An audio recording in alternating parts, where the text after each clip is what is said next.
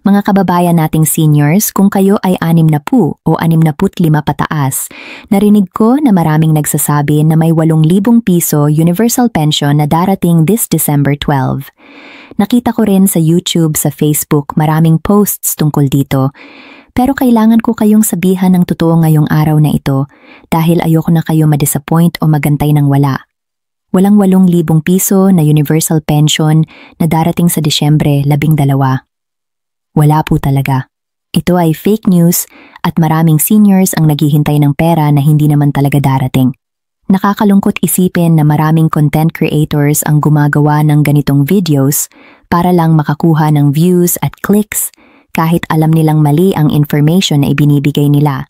Pero huwag kayong mag-alala dahil mayroon pa rin kayong mga tunay na benefits na pwede ninyong kunin at dito ko kayo tutulungan ngayong araw na ito. Hindi ko kayo lolokohin.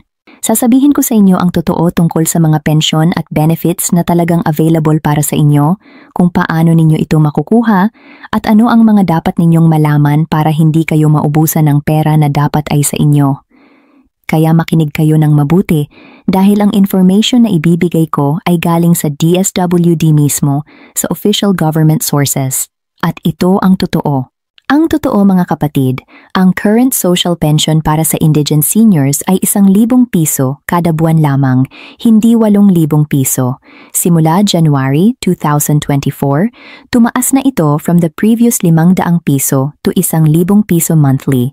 Salamat sa Republic Act 11,916 na naging batas noong July 2022. Ibig sabihin, kung qualified kayo as indigent senior citizen, ang natatanggap ninyo ay 1,000 piso bawat buwan na pwedeng 3,000 piso per quarter o 6,000 piso per semester, depende sa schedule ng payout sa inyong area. Pero importante, kailangan ninyong maintindihan kung sino ang qualified para sa social pension na ito. Hindi lahat ng seniors ay makakakuha nito.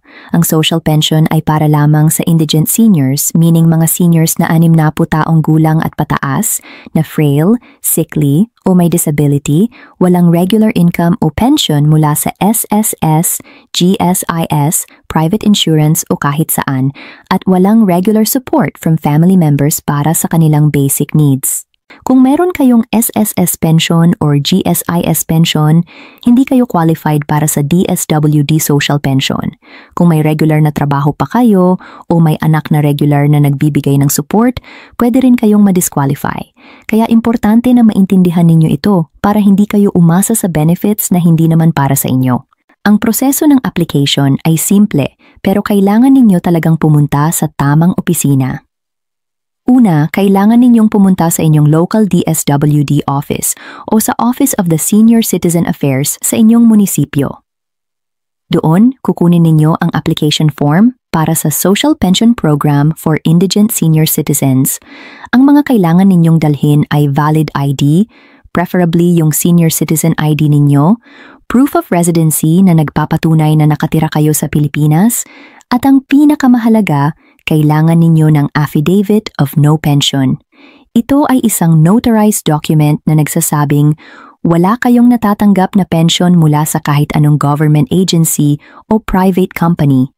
Kung hindi kayo makakapunta personally, pwede kayong magpadala ng representative pero kailangan ng notarized authorization letter, photocopy ng ID ng senior, ID ng representative, at kung may senior citizen ID kayo, dalhin din yun. Pagkatapos ninyong mag-submit ng application, mag-aantay kayo ng validation process. Ang DSWD ay mag-i-interview at magsasagawa ng assessment para ma-verify kung talagang qualified kayo. Kung approved kayo, ang pangalan ninyo ay isasama sa master list ng beneficiaries at doon na kayo magsisimula makatanggap ng monthly stipend.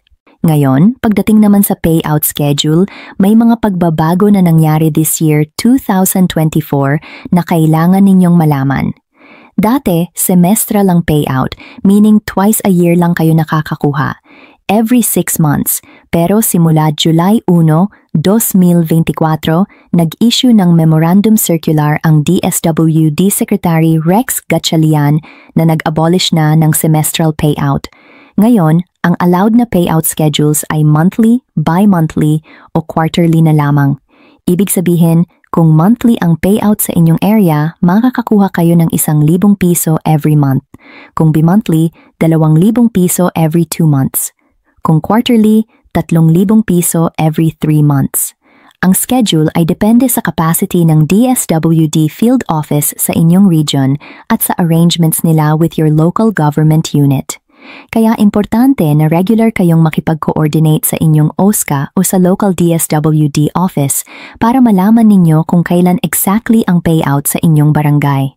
Huwag kayong basta magtiwala sa mga posts sa Facebook o sa mga text messages na nagsasabing may payout na sa certain date, lalo na kung hindi verified ng DSWD o ng local government ninyo. Mayroon ding iba pang benefits na hindi ninyo alam na pwede ninyong kunin bukod sa monthly social pension. Number 1, kung kayo ay nasa edad na 80, 70 o 100 taong gulang, may additional cash gift kayo under the Expanded Centenarians Act o Republic Act 11,982. Ang mga octogenarians na umabot ng 80 taon ay makakakuha ng 10,000 piso cash gift on their birthday year. Ang nonagenarians na 70 taon ay makakakuha ng 15,000 piso at ang centenarians na 100 taon at higit pa ay makakakuha ng 100,000 piso. Pero kailangan ninyong mag-apply for this sa National Commission of Senior Citizens, hindi sa DSWD. Ang application ay kailangan ninyong isubmit at least 1 month before your birthday para siguradong makukuha ninyo yung cash gift on time. Ang mga requirements ay birth certificate, valid IDs, at ang application form na makukuha ninyo sa NCSC website o sa kanilang office. Maraming seniors ang hindi nakakaalam nito at nawawalan ng opportunity na makakuha ng additional cash na dapat ay sa kanila. Bukod dito, meron ding discount privileges na guaranteed sa lahat ng senior citizens under Republic Act 9,974, ang Expanded Senior Citizens Act. Ang mga discount na ito ay applicable whether indigent kayo o hindi, basta senior citizen kayo na 60 taong gulang at pataas. May 20% discount kayo sa lahat ng establishments tulad ng restaurants, hotels, recreation centers, theaters, cinema houses, concert halls, at circuses. May 20% discount din kayo sa utility bills tulad ng water at electricity, pero limited ito sa first 100 kilowatt hours para sa electricity at first 30 cubic meters para sa water consumption bawat buwan. May discount din kayo sa medical at dental services, diagnostic and laboratory fees, at sa purchase ng medicines, whether generic or branded, sa lahat ng drugstores and pharmacies. Ang mga discount na ito ay not just privileges, kundi rights ninyo as senior citizens, kaya huwag kayong mahiyang gamitin ito. Lagi ninyong dalhin ang inyong senior citizen ID para ma-avail ninyo ang mga discounts na ito. At kung may establishment na tumatanggi na bigyan kayo ng discount, karapatan ninyong mag-report sa OSCA o sa local government unit ninyo dahil may penalty ang mga establishment na hindi sumusunod sa batas. Ngayon, tungkol naman sa mga fake news at scams na lumalabas online, kailangan kayong mag-ingat. Maraming content creators at scammers ang gumagamit ng mga keywords tulad ng 8,000 pisong pensyon, 12,000 pisong universal pension, o new benefits for seniors para lang makakuha ng attention at views. Ang totoo, walang 8,000 piso o 12,000 piso universal pension na approved na batas sa Pilipinas as of this December 2024. Meron nga pong pending bill sa Congress, ang House Bill 10423, na nagpropose ng universal social pension para sa lahat ng seniors, pero hindi pa ito batas. Ang bill na ito ay approved na ng House of Representatives noong Mayo 2024, pero nakapending pa rin ito sa Senate Committee level. Kung magiging batas man ito, ang stipend ay magsisimula lang sa 500 piso per month para sa non-indigent seniors at eventually, within 5 years, aabot ng 1,000 piso per month para sa lahat. Pero hindi pa ito approved at walang specific date kung kailan ito magiging batas. Kaya huwag kayong umasa o maghintay ng pera na hindi pa sigurado.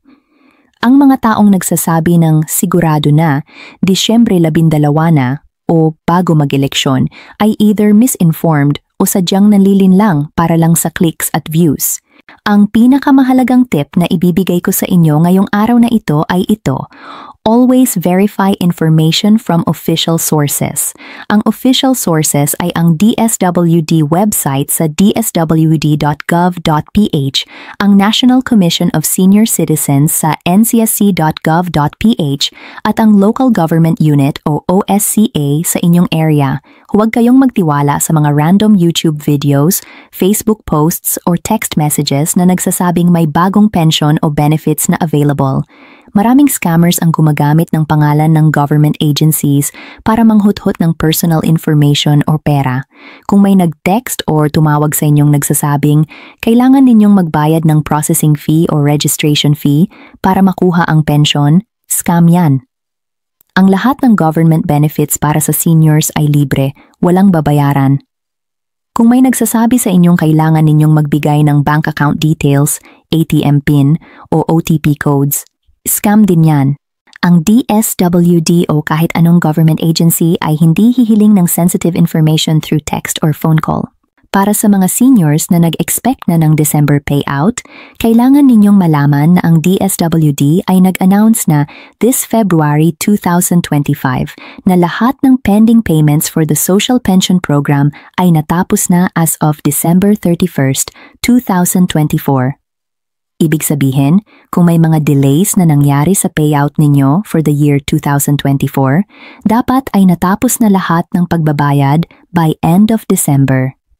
Kung hindi pa kayo nakatanggap ng payout na dapat ay natanggap ninyo na, kailangan ninyong pumunta sa inyong local DSWD office at mag-follow up. Dalhin ninyo ang inyong Senior Citizen ID, ang acknowledgement receipt ng application ninyo kung mayroon, at any documents na nagpapatunay na kayo ay registered beneficiary. Huwag kayong mahiyang mag-follow up dahil yan ay karapatan ninyo. May mga instances na may delays dahil sa kulang na special disbursing officers na nag-aasikaso ng manual payout o may delays sa liquidation ng funds sa local government units. Pero lahat ng legitimate beneficiaries ay dapat ay nabayaran na by end of December 2024. Ang isa pang mahalagang bagay na kailangan ninyong malaman ay kung paano ninyo ma-maximize ang inyong retirement income. Kung kayo ay may SSS o GSIS pension, hindi kayo qualified sa DSWD social pension, pero mayroon pa ring strategies para ma-maximize ninyo ang inyong monthly income.